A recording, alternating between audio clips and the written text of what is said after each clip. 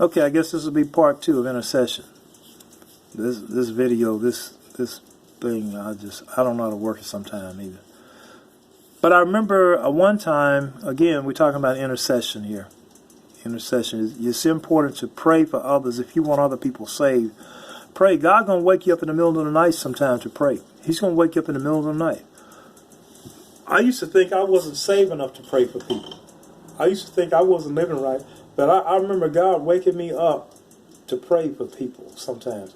I remember there were times when people would be on my mind, really be on my mind, and I could see them, kind of see them in my mind as like a vision.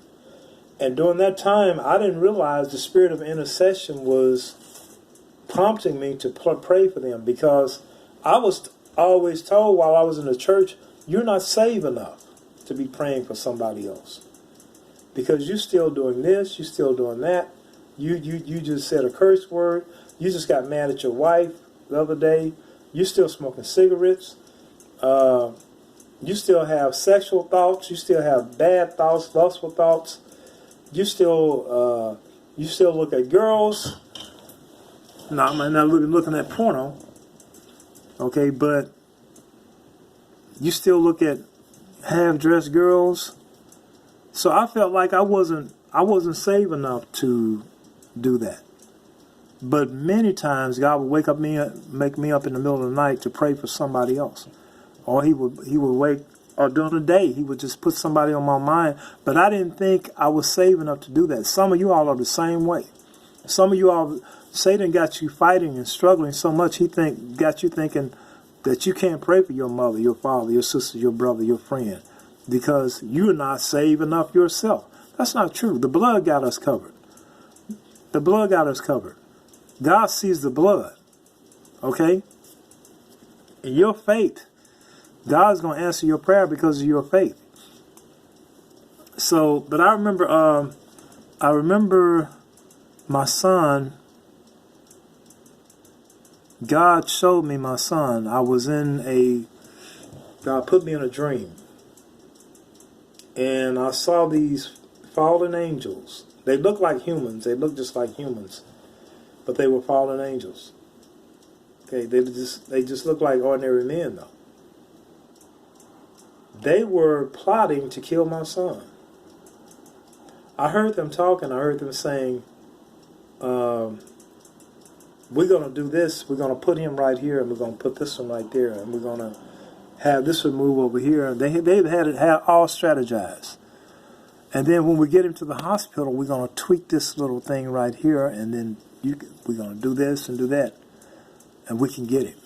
That's what they said. This is the way they were talking. And I was sitting there watching them. I was watching them, and I was listening to them.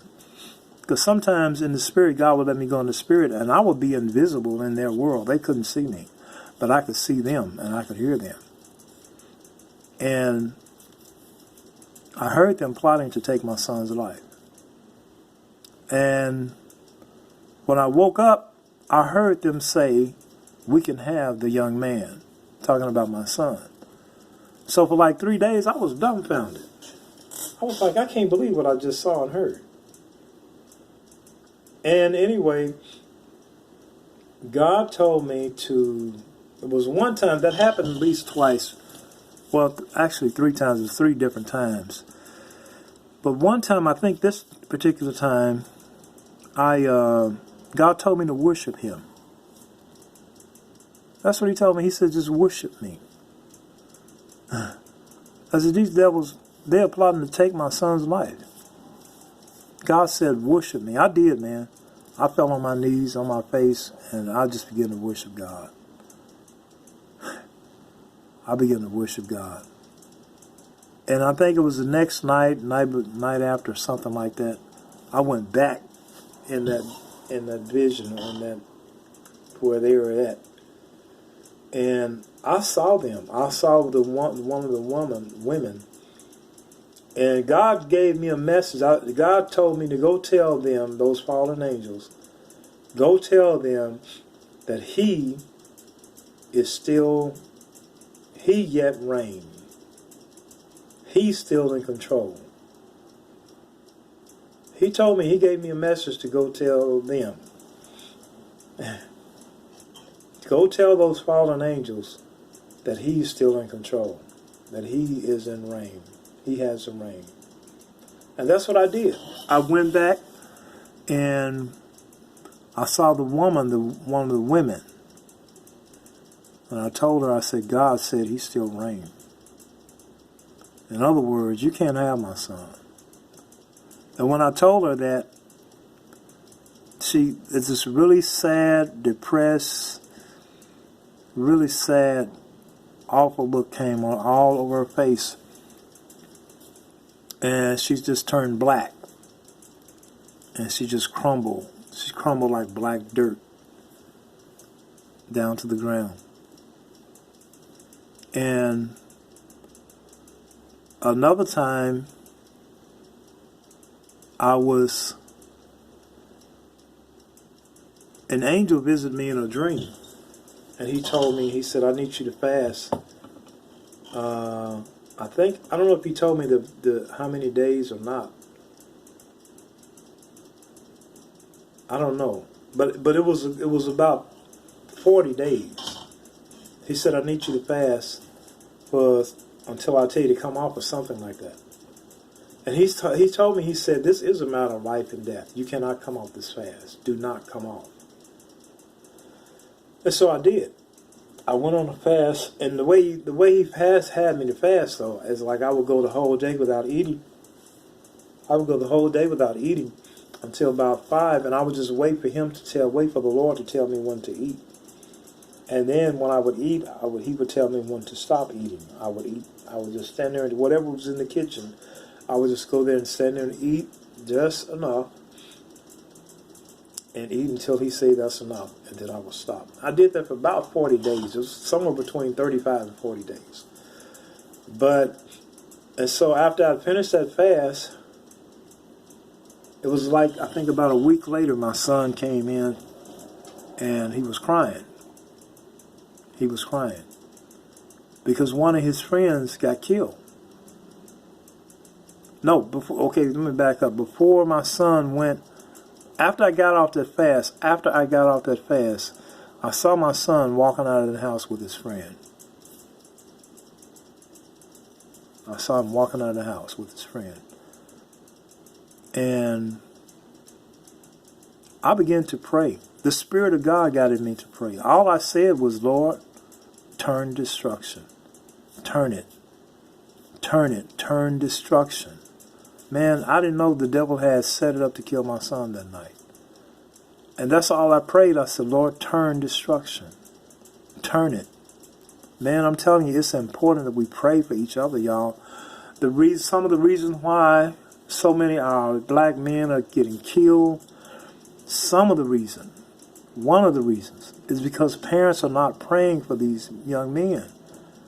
Some of the pastors are not praying for these young men.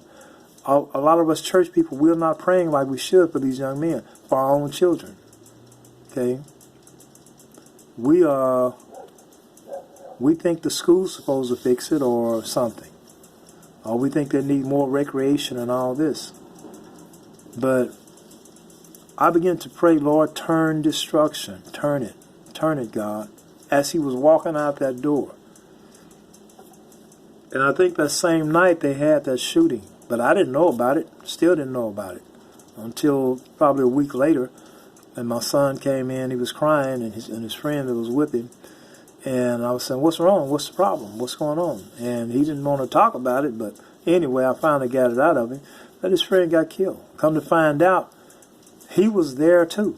They meant to kill him too. Okay? They meant to kill him too. But my son said that he just had a really bad feeling about the whole thing that they were getting involved in. And so he backed out of it. He backed out of it. But God will answer your prayers concerning your loved ones. Pray for them. Pray for them. Don't never keep them on your heart. Okay? And the reason why I said earlier, the reason why some of us are still here is because somebody prayed for us. I know I had my former pastor, when I first got here in Kansas City, I know his prayers are still on me to this day. To this day. He prayed prayers on me that delivered me from a lot of things. You know, the devil had me cornered more than once. My pastor right now, my brother, which is my pastor, he prayed some things off of me before. Okay, I've got myself in situations where I didn't know how to get out. That's why you shouldn't leave the church. This is the third video I'm making. I keep coming back saying you shouldn't leave the church. This is the third video. Because somebody out there, you want to leave the church. You shouldn't leave the church. There are people in the church. My oldest son, man, I'm telling you, man, we got in some real trouble like back in the 90s, me and my family. Spiritual trouble, spiritually. And they could see that my son was in trouble. I didn't have the faith to pray for my son. I didn't have the wherewithal to believe for him. But there were people in church that did.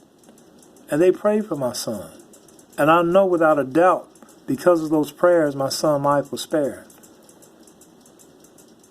I don't have no doubt about that. And my pastors have prayed for me many times.